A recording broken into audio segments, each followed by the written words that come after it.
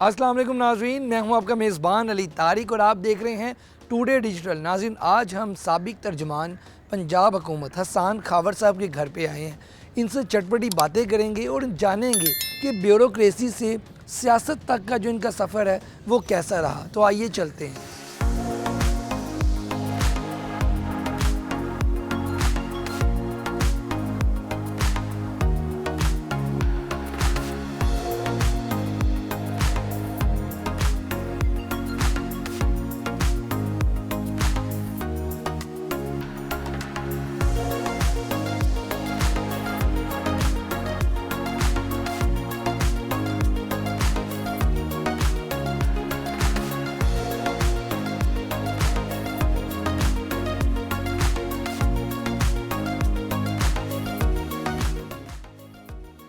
हमारे साथ इस वक्त जो है साबिक तर्जमान पंजाब हुकूमत हसन खावर साहब मौजूद हैं। हसन साहब, बहुत शुक्रिया, आपने टाइम दिया।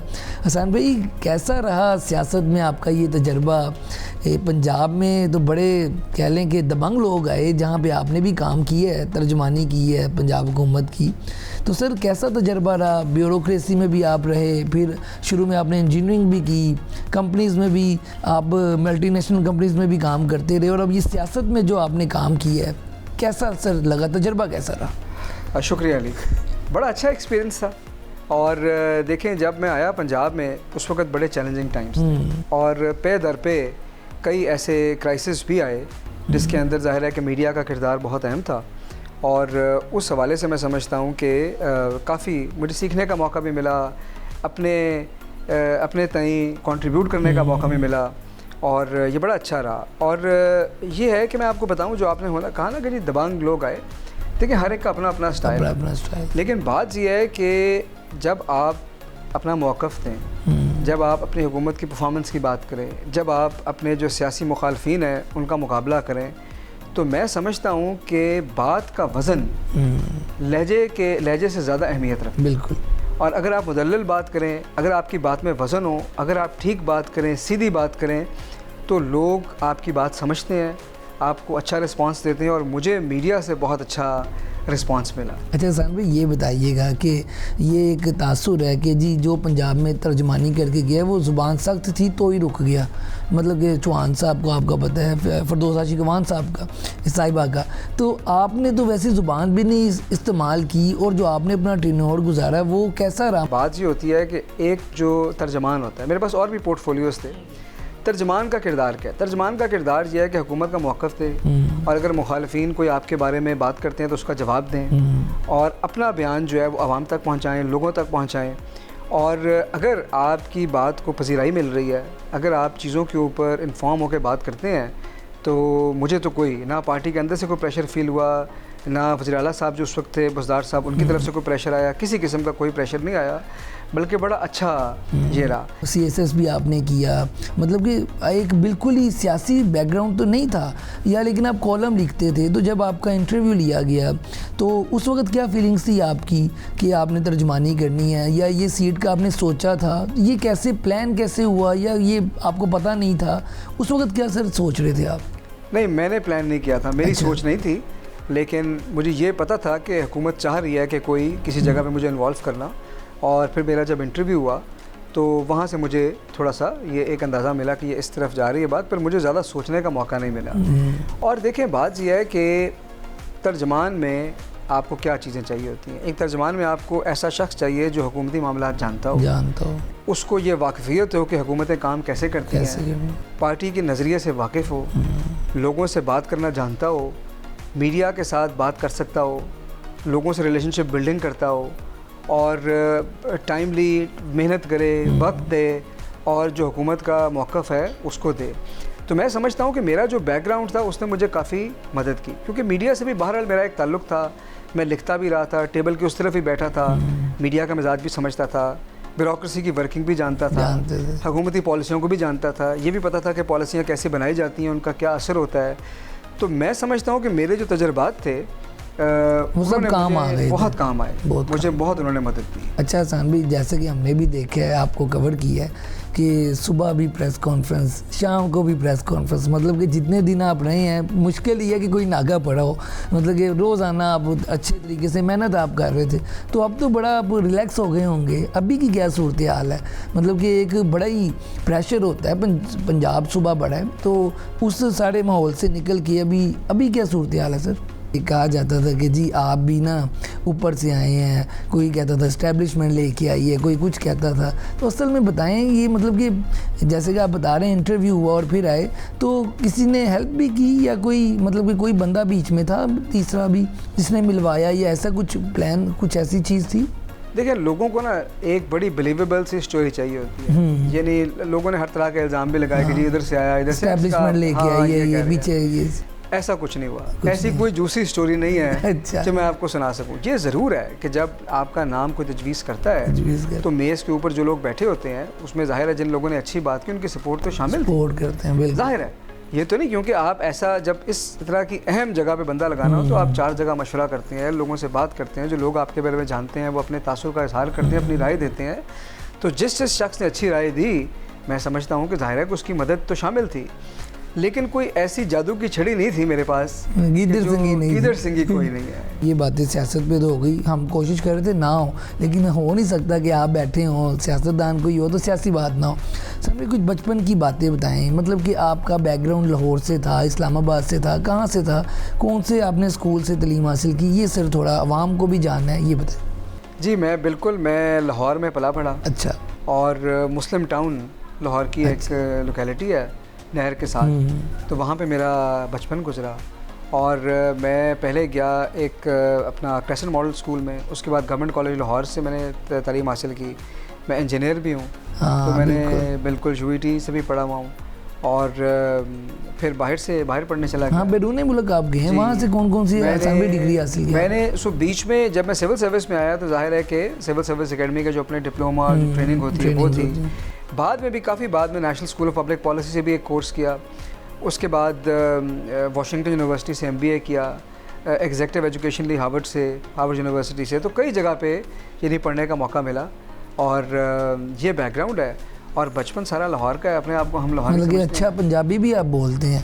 मैंने तो कई बार प्रेस कॉन्फ्रेंस में आपको देखा है कि आपने बड़ी अच्छी पंजाबी भी बोली है। मतलब कि शुरू में लोगों का ये तासुर था कि जी ये इंग्लिश बाबू है, मतलब कि नहीं ऐसा कोई, लेकिन आपको वो भी एक कलर है, रंग है। देखो जो लाहौर जमे हुए कहते नहीं उसदा पंजाबी ना बोलता ना मने तो और गल है। लेकिन ये है कि मेरा ताल्लुक वैसे बुनियादी तौर पे जेलम से है, लेकिन मेरा सारा बचपन लाहौर में गुजरा है। ठीक हो गया। और लाहौर को ही मैं अपना शहर समझता हूँ। अच्छा साहब भाई, ये बताइएगा जब आप मतलब कि इस सियासत में आ गए, शुरू में तो आपका बैकग्राउंड नहीं था ना ऐसा, मतलब कि आपके नाना सहाफ़ी थे, आपकी वालदा भी सहाफ़ी थी, तो उनसे तो आपको मदद मिली होगी, लेकिन सियासत से तो कोई ताल्लुक ऐसा नहीं था।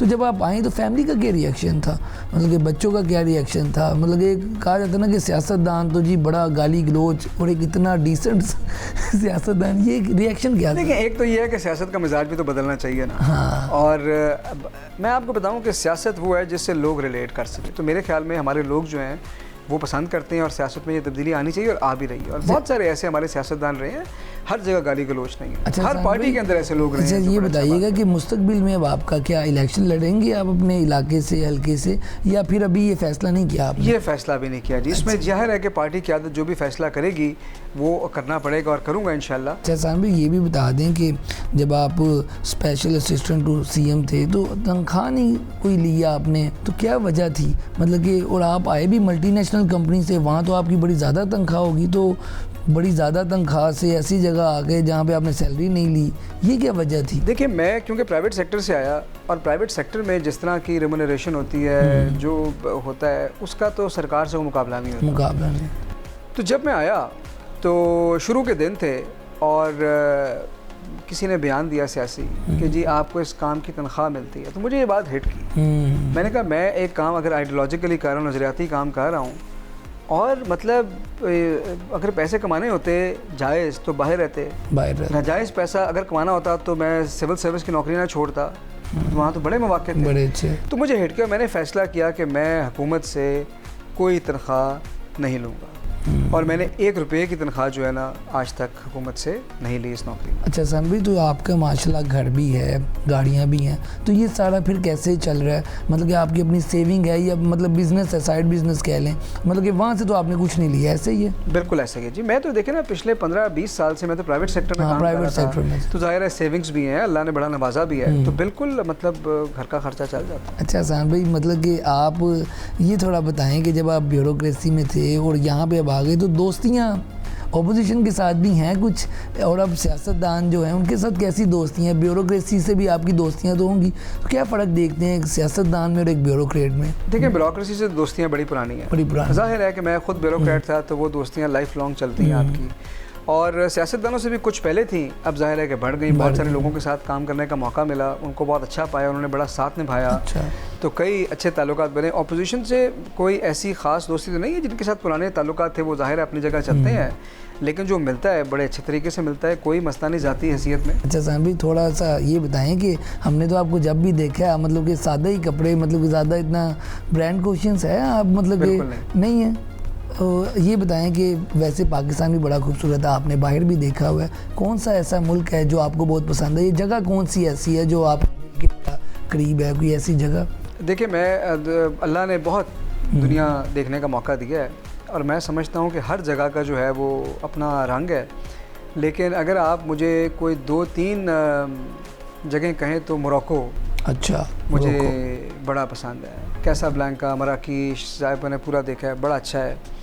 इसी तरह साउथ अमेरिका मुझे बड़ा पसंद है। मैं क्यूबा गया हूँ, अर्जेंटीना गया हूँ, अपना ब्यूनस आयर्स, ब्राज़ील गया हूँ, मुझे बड़ी अच्छी वो जगह लगी है।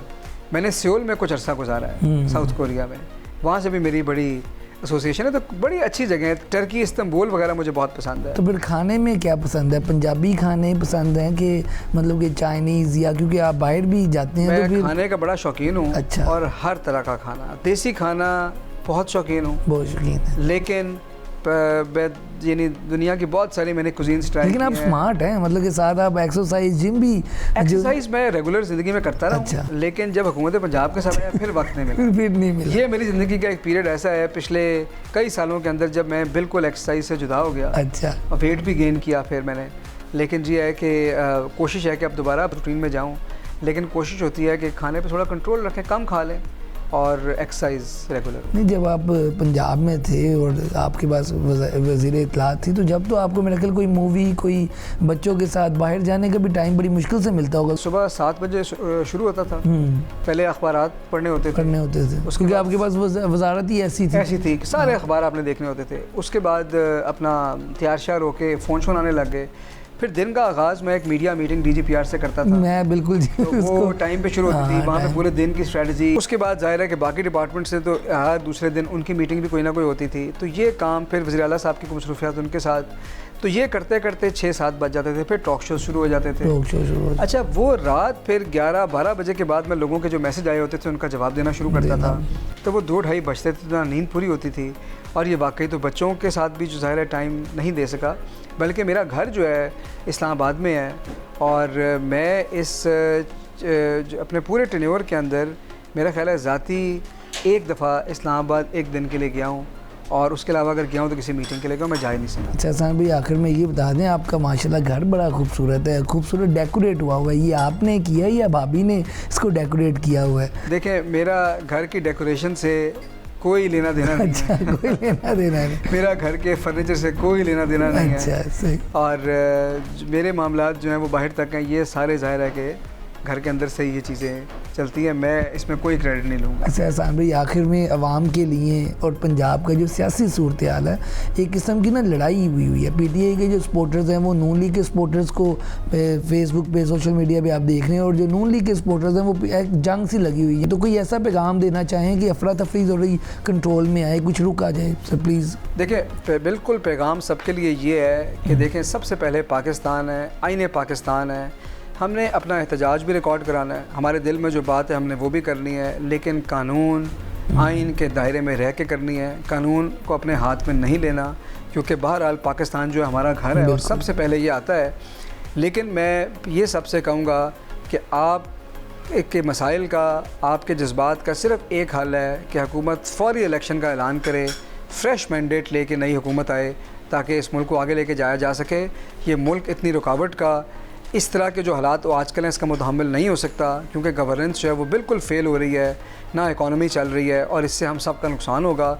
और जल्द अज जल्द नई हुकूमत को आना चाहिए ताकि मुल्क के मामलात आगे चलें। जी बिल्कुल, आपने एहसान खावर साहब की गुफ्तगू सुनी और सबसे अहम पैगाम जो इन्होंने दिया कि सबसे पहले जो है पाकिस्तान है, बाद में जो है सारी अफरा तफरी और ये जो बाद में सारे हम पार्टी है, पाकिस्तान तहरीक इंसाफ है, नून लीग है, सबसे पहले जो है पाकिस्तान है। आज की वीडियो के साथ मुझे दें इजाज़त। अल्लाह हाफिज़।